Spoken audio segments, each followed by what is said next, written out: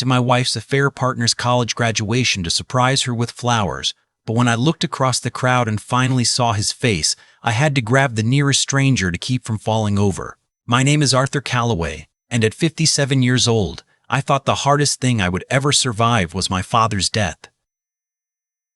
I was wrong about that. I was wrong about a lot of things. My wife Eleanor and I had been married for 31 years.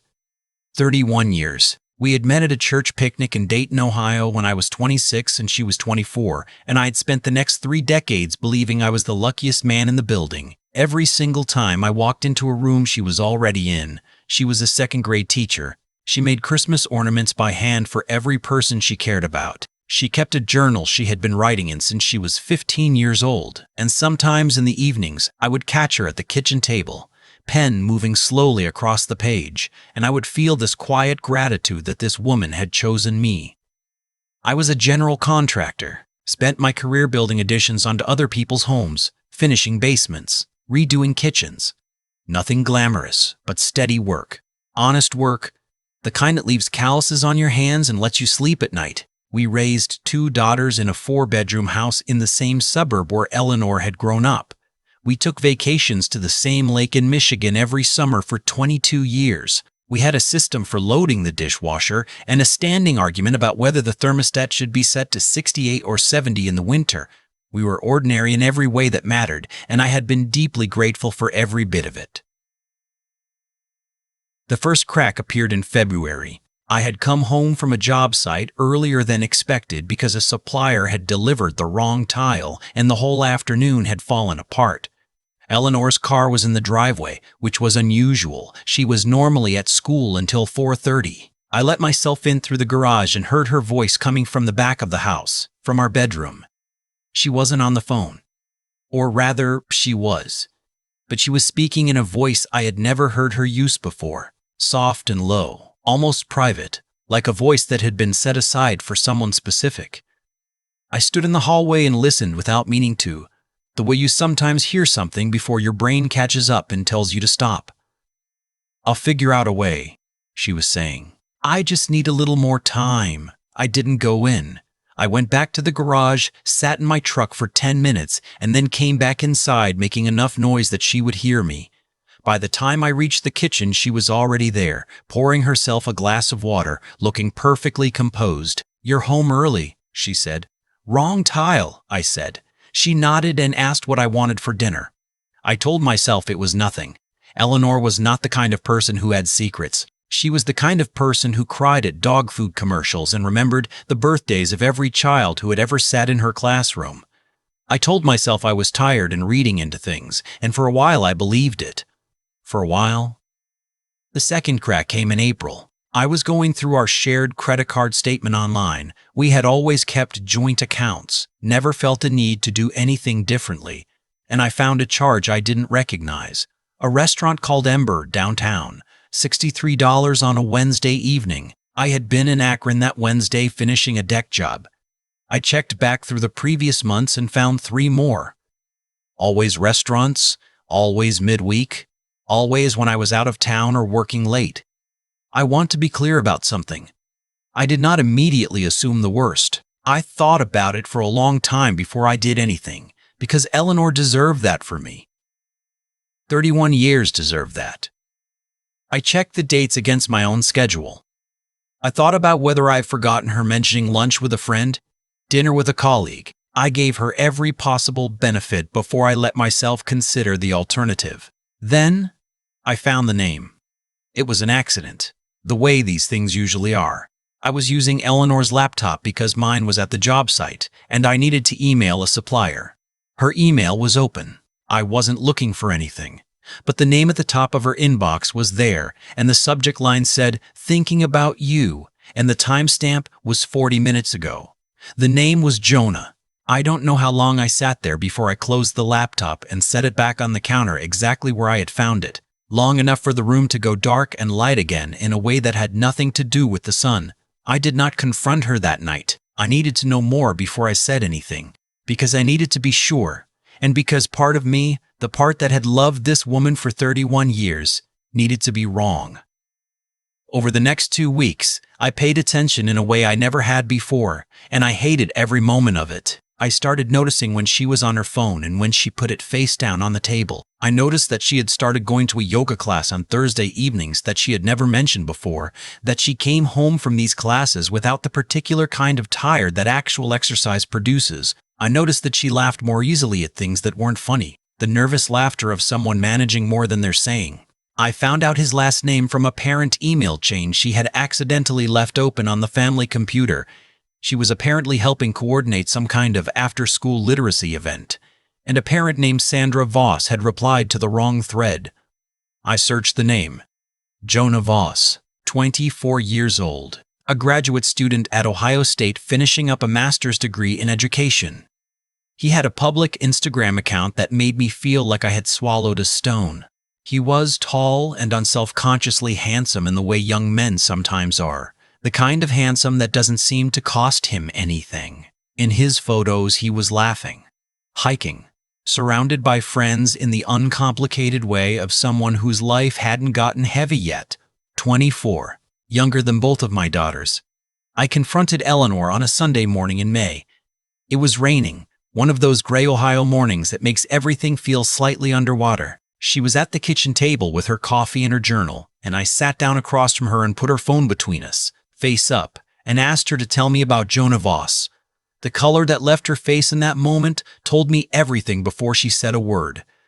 We talked for 4 hours, or rather, she talked and I listened, because I had learned by then that asking questions was the only way to get to the truth, and the moment I started reacting, she would stop telling me things. She had met him through a school partnership program. Ohio State placed education graduate students in local classrooms for a semester as part of their training.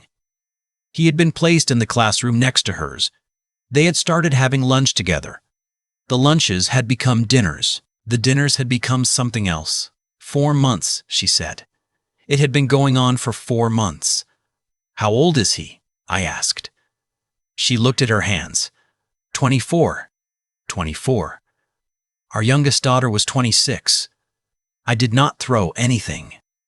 I did not raise my voice. I felt hollowed out in a way that was worse than anger, like someone had reached in and removed the structural support and I was still standing purely out of habit.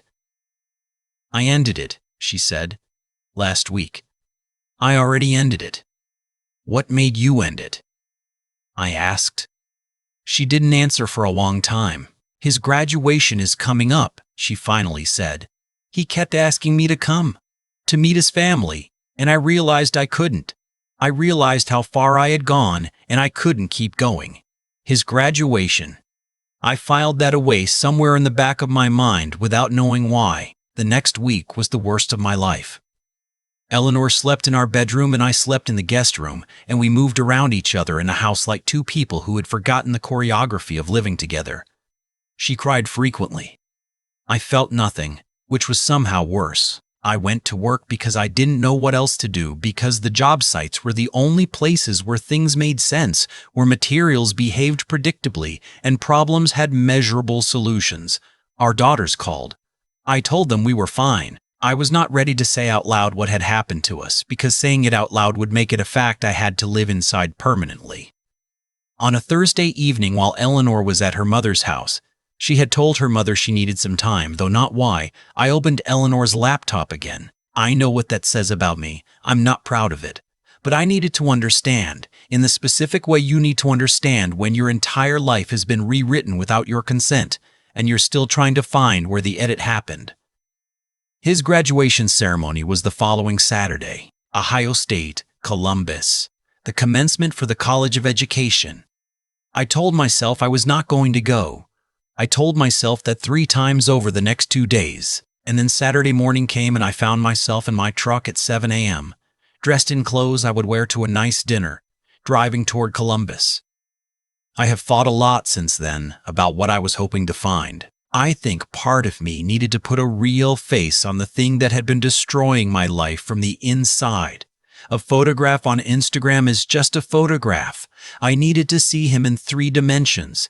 Needed to see what Eleanor had chosen, what had been worth dismantling 31 years for. The commencement ceremony was held in the Schottenstein Center. I arrived an hour early and found a seat in the general visitor section, far enough back that I wouldn't be conspicuous. Around me, families settled in with flowers and phone cameras, and the particular kind of proud excitement that graduation days produce. A woman next to me showed me a photo of her son in his cap and gown, and I said he looked wonderful, and she beamed. I sat with my program in my hands and watched the hall fill up. The graduates entered in a long procession. I didn't know where to look at first. I scanned faces without knowing exactly what I was scanning for, even though I had looked at his Instagram enough times to know his face better than I was comfortable admitting. And then the procession shifted, and I found him. He was toward the middle of the line. Tall, the way I knew he would be. Dark hair under the mortarboard. He was laughing at something the person beside him had said. I watched him find his seat. I watched him look out at the crowd the way graduates do, searching for familiar faces, and when his eyes swept across the section where I was sitting, something in my chest locked up completely, because I knew that face, not from the Instagram photos, not from Eleanor's description of him. I knew that face the way you know something that is stored in a place deeper than memory. I knew it because I had seen it in home videos from 30 years ago. I knew it because I had seen it in a box of photographs my father had kept in his attic. Photographs of a young man who would have been about that age when they were taken. The young man graduating in front of me looked exactly like my younger brother Ray. Ray, who had died in a car accident at 29, 7 years before I met Eleanor. Ray, who had been the kind of person a room reorganized itself around, charming and careless and so alive that his death had felt like the laws of physics being personally violated.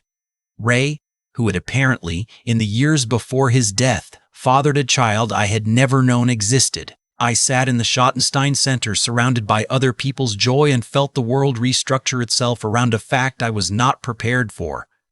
I left before the ceremony ended. I needed air.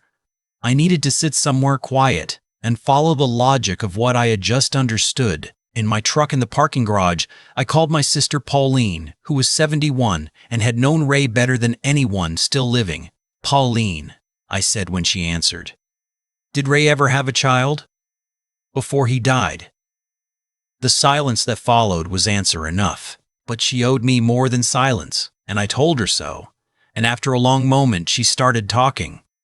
Ray had gotten a young woman pregnant in his late 20s. A woman named Sandra. They had dated briefly, things had fallen apart, and by the time Ray died in the accident, she had already given birth and moved away from Dayton. She had contacted our family only once, Pauline said, a few months after Ray's death, to let them know about the baby. Our parents had met the child once, just once, a little boy, maybe a year old. And then Sandra had moved again, and the contact had simply stopped, and our parents, who were dealing with their own grief, had let it stop.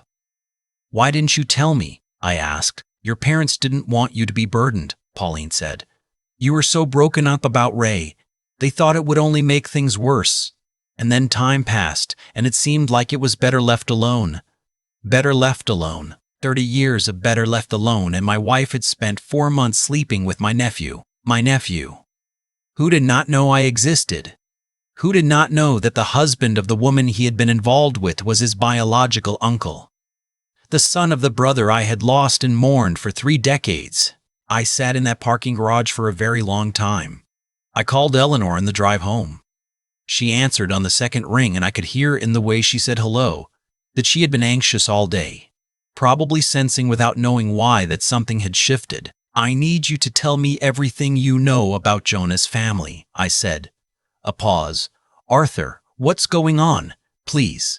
His last name is Voss. His mother's name is Sandra. What do you know about his father?"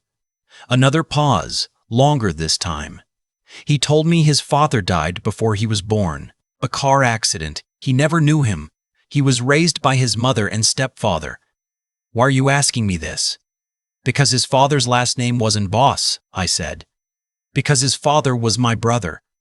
The silence on Eleanor's end of the line was the most complete silence I had ever heard. I got home 20 minutes before she did.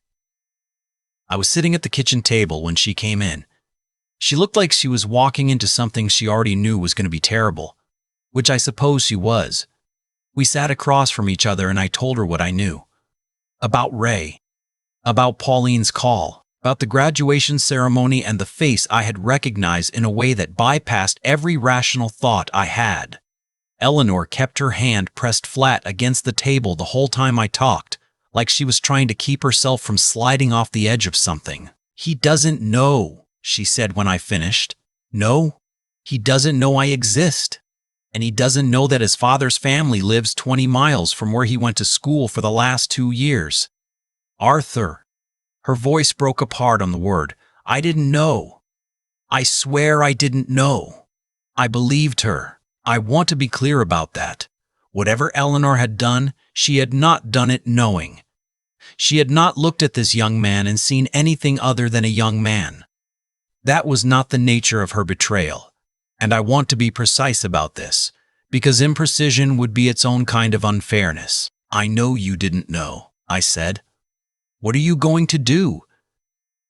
I had been asking myself that question for the last 3 hours, and I still didn't have the whole answer. But I had part of it. "I'm going to find a way to meet him," I said. "Not to tell him what happened between you, not to blow up whatever piece he's built for himself, but he's Ray's son. He's the only piece of my brother that still exists in the world, and I am not going to sit in this house and pretend I don't know that."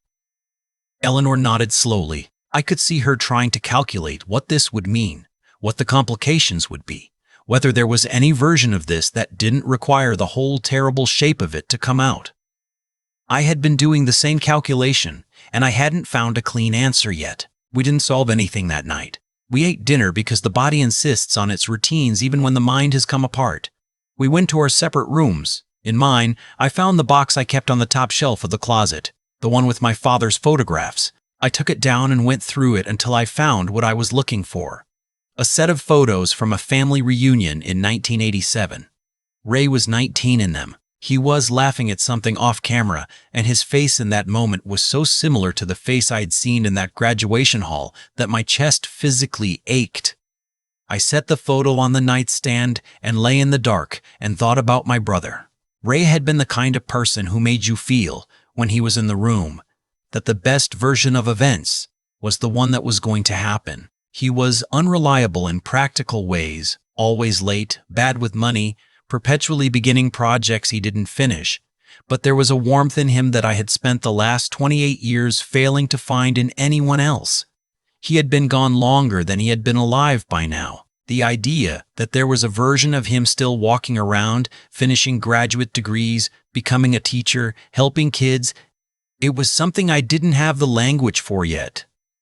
I contacted Jonah through his nonprofit's website. He had started a small tutoring program for first-generation college students, something he had launched in the last year of his graduate program. It was modest, about 40 students, operating out of a community center near the university. I had found it through a local news article. I sent a donation through the website, not large enough to seem strange, but large enough to trigger a personal acknowledgement, and in the notes field I wrote that I had grown up in Dayton and was glad to see this kind of work being done for students in the area.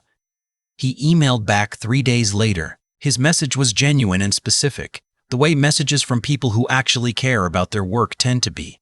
He thanked me and mentioned he was from the Dayton area himself and asked if I had any personal connection to first-generation college students. I wrote back that my brother had been someone who struggled to find his footing as a young man, and that I like to think that programs like this one might have helped him.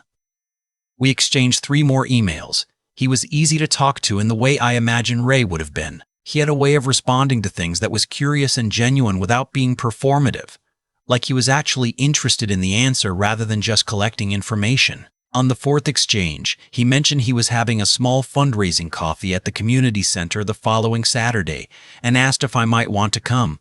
I almost didn't go. I stood in my driveway Saturday morning and had a 10-minute argument with myself about whether any version of this was a good idea. Eleanor had asked me the night before whether I was going to tell him the truth about who I was, and I had said I didn't know, which was honest. The community center was a low brick building off High Street. There were maybe 30 people inside when I arrived, mostly young and mostly students. Jonah was at the front of the room talking to a woman with a clipboard. He was taller in person than he had seemed in the graduation hall. He had Ray's hands. I noticed that first, the particular length of the fingers. He spotted me when I was about halfway across the room and came over with his hand extended. "Arthur Calloway," he said, reading my name tag. "Thanks so much for making the trip." "I'm glad to be here," I said. We shook hands, and I felt something shift in my chest that I wasn't prepared for. Up close, the resemblance was even more disorienting. He had my father's brow and raised jaw, and the eyes were the particular shade of hazel that had run through the Calloway side for 3 generations. We talked for 20 minutes during the event. He told me about the tutoring program, about his plans to expand it, about why he had gone into education. He said his adoptive stepfather had been an electrician who worked 60 hours a week and had always believed that the path out of struggling was through education, even though he himself had never gone to college. "Sounds like a good man," I said. "The best," he said simply. I asked him whether he had any family in Dayton still. He shook his head. "My mom's in Cincinnati now. I don't have a lot of family on my dad's side. He passed before I was born." A pause. "I've thought about looking into it, but I never knew where to start. My mom didn't have much information." "That sounds hard," I said, "not knowing that part of yourself." He nodded in a way that told me it was something he had thought about often. I did not tell him the truth that day. I drove home with the windows down despite the cold and thought about what I was doing and what I wanted to accomplish and what the right thing was. And for once in my life, I genuinely did not know. Eleanor was waiting when I got home. She had made coffee, which was what she did when she was trying to take care of things she couldn't fix any other way. "How was he?" she asked.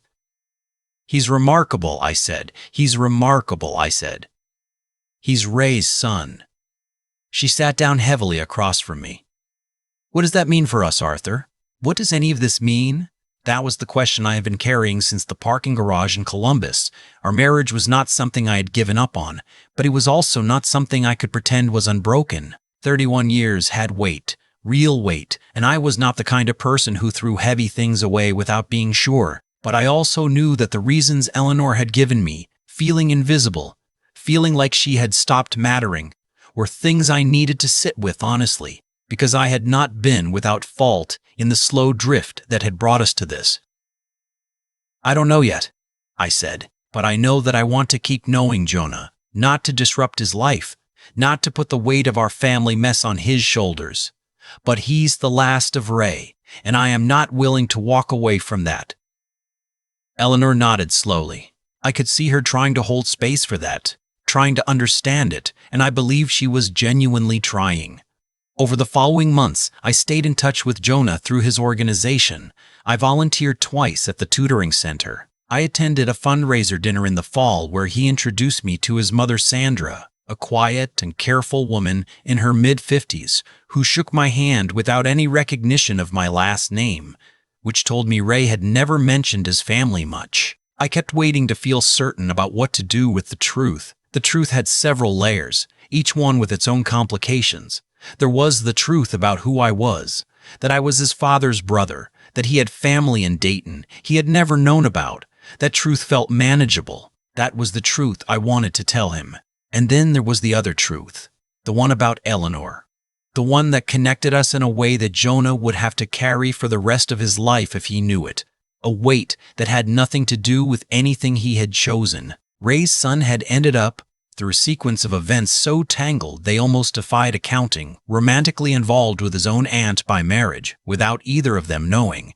It was not incest in any legal or biological sense, but it was the kind of story that would follow a person, the kind that gets told at the wrong moment and redefines everything that came before it. I made my decision on a Tuesday evening in November, sitting in the kitchen with a cup of coffee that had gone cold while I thought. I called Jonah. "I have something I want to tell you," I said when he answered. "In person, if you're willing." We met at a diner near the community center the following Thursday. I got there first and sat in a corner booth and ordered coffee I didn't drink. When he came in and sat across from me, I noticed again how much he looked like the photographs I had been keeping on my nightstand for months. I told him about Ray, about who Ray had been. The kind of person who made a room brighter, who had never quite figured out the practical mechanics of life, but had never lacked for warmth or generosity. About the accident. About the grief of losing him. About the photograph from 1987 and the graduation hall and the moment I had understood. I did not tell him about Eleanor. I told him that I had found him through his organization's website, which was true. I did not tell him the specific circumstances that had led me to that graduation hall. Some truths are worth telling. Others are worth carrying quietly so that someone else doesn't have to. Jonah sat very still while I talked. When I finished, he was quiet for a long time. "I look like him," he finally said. "You look exactly like him," I said. He looked down at his hands on the table. "My father's hands. I always thought there was something missing," he said slowly. "Not in my life. My mom and my stepfather. They gave me everything. But something. Some piece I didn't have a name for. Maybe this is part of it," I said. He nodded, not looking up. "Maybe."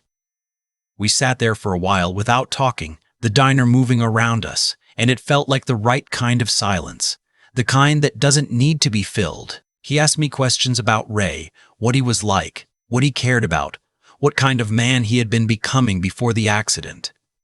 I answered all of them as honestly as I could. Some of the answers were complicated because Ray had been complicated, but I gave him the real version, not the smoothed-out one. Before we left, Jonah asked if we could do this again. Meet and talk. Maybe look at the photograph sometime. "Yes," I said. "I'd like that." I drove home in the dark and thought about Ray, about how much he would have gotten a kick out of his son running a tutoring center, doing the unglamorous practical work of making sure kids from working families didn't fall through the cracks. He would have been proud in his own sideways way, probably would have been bad at saying it directly, but would have shown up to every event and talked about it to everyone who would listen.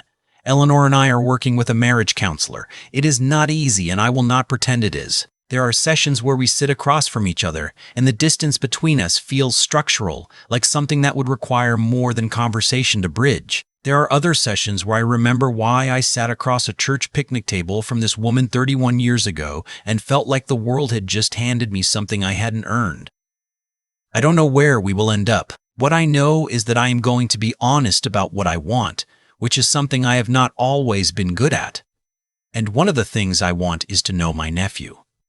To give him the pieces of his history he was owed and never received. To sit across a diner table and tell him the truth about where he came from, the parts of it that are mine to tell. Some losses find their way back to you in forms you couldn't have predicted. I lost my brother when I was 29 years old, and for 28 years I thought that loss was permanent and total. I was wrong about that. The same way I was wrong about thinking I understood everything about my life.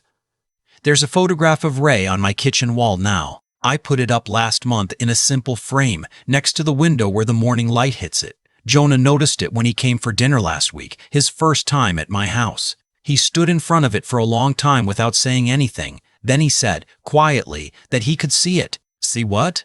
I asked. "The resemblance," he said. We ate dinner and talked for 3 hours, and when he left, he hugged me at the door in a way that felt like something being rebuilt, slowly and without any certainty about the final shape, but being rebuilt nonetheless. That is enough for now. Some things are enough, even when they're not what you originally wanted. You learn that eventually. You learn to recognize the gift inside the wreckage, and you learn to hold it carefully. Because it is real and it is yours, and no amount of grief or betrayal or time can entirely take that away from you. I used to think that the hardest part of getting older was watching the people you love disappear. My brother Ray died at 29, and I carried that loss for 28 years like a stone in my coat pocket. Always there, always heavy, something I had learned to move around without thinking about it. What I didn't understand until this past year is that cause and effect doesn't stop working just because you stop paying attention to it. Every choice Eleanor made, the secrecy, the dinners, the voice I heard through the hallway that February, those choices set a chain of events in motion that led me to a graduation hall in Columbus, where I grabbed a seat back to keep from falling over. Not because I was angry, because I was looking at my dead brother's face on a living man. I think about that sequence a lot. If Eleanor hadn't made the choice she made, I never would have gone looking. I never would have searched that name. I never would have been sitting in the Schottenstein Center that Saturday morning. I never would have found Jonah. The thing that broke my life open is also the thing that gave me back the last piece of Ray I didn't know existed. I don't know what to call that. I just know it's true. What I've learned, the hard way, the only way some lessons get learned, is that intelligence isn't just about being smart. It's about being honest about what you actually know versus what you've assumed. I assumed I understood my marriage. I assumed the comfortable rhythms of our life were the same thing as closeness. I was wrong, and that wrongness cost me years of real conversation I should have been having with my wife. Eleanor made her own choices, and those were hers to own. But I played my part in the distance, knowing that doesn't make what she did acceptable. It just makes me more accurate about the whole picture. Jonah sat across a diner table from me and absorbed the news that his dead father's brother had been 20 miles away for 2 years without knowing he existed. He didn't fall apart. He got quiet in the way people get quiet when something they've been looking for their whole life finally lands in front of them, and they're not quite sure yet if it's real. That took courage, the specific kind of courage that comes from having already survived a lot of loss and deciding you're still willing to risk caring about something new. I recognized it because I've had to practice it myself this past year. There is no clean ending here. Eleanor and I are still working through things in ways that are sometimes painful and sometimes unexpectedly hopeful. The marriage is not the same thing it was before February.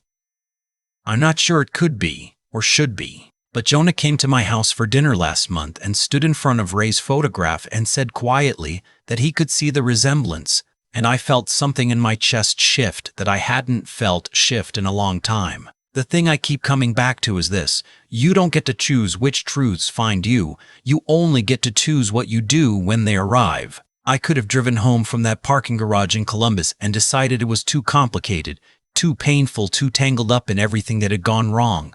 I almost did. Instead, I wrote a donation check and a note. And that small act of reaching toward something I didn't fully understand yet gave me back a piece of my family I had spent nearly 3 decades grieving.